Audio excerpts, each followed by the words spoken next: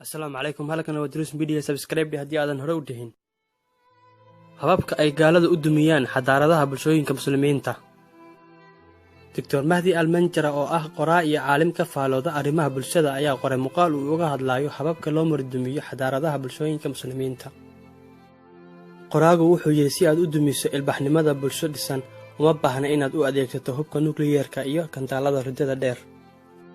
kaliya waxaad u baahan tahay inaad dumiso qoyska tayada waxbarasho iyo inaad jeesto dadka tusaalaha u ah ee bulshadaasi ku dayato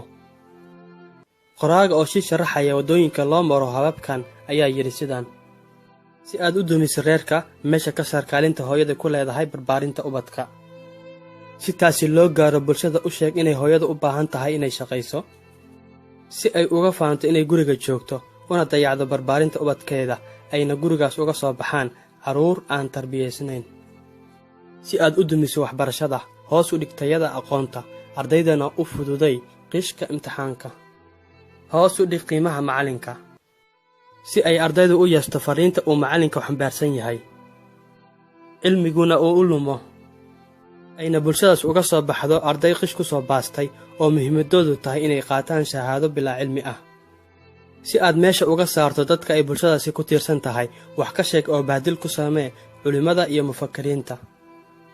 si aan hadalkooda loo dhageysan looguna dayan ayna halkaas uga soo baxdo bulsho marti ka ah diintooda oo aan rabbigood ku xirnayn haddaba haddii uu guriga ka soo baxo jiil aan tarbiyeysnayn ayna meesha ka baxdo kaalintii macallinkii wax ku bari lahaa dugsiga iyo iskuullada iyo jaamacadaha meeshana laga saaro doorkii culimada iyo mufakkiriinta yaa u maqan bulshadaas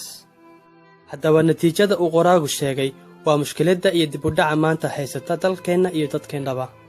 kasoo kabashadeedana waxaa saldhig u ah guriga haddii uu ubadkeenna helo hooyo dhisan oo ku faanta kana shaqaysa barbaarintiisa uuna goobaha waxbarashada ka helo macallin kobciya garaadkiisa uuna haysto culimo iyo mufakkiriin uu ku daydo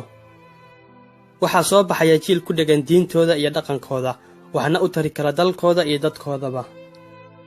fadlan walaalo gaarsii walaalaha muslimiinta ee Soomaaliyeed maqaalkan quruxda iyo qiimaha badan subscribe kanaalka wassalaamu calaykum